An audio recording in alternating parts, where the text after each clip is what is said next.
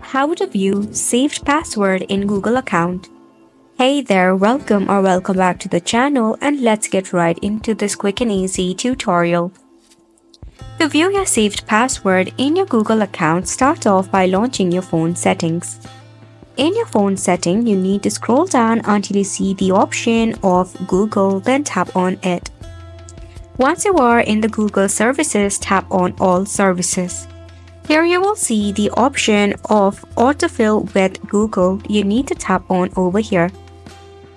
Now to switch your Google account, you can just tap on this Google account option and switch into different account if you have multiple of account associated with your device. Then over here you will see Google Password Manager. You need to tap on over here. Now in here you will find various of website and application in which you have saved your password. To search for a particular password, you can even search for the password or the application at the top.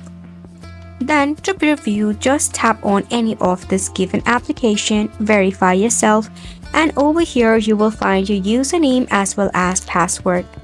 You can just tap on the eye icon to preview the password, or you can just copy it and paste it in the required field. That's it for the video as well. Thank you so much for tuning in.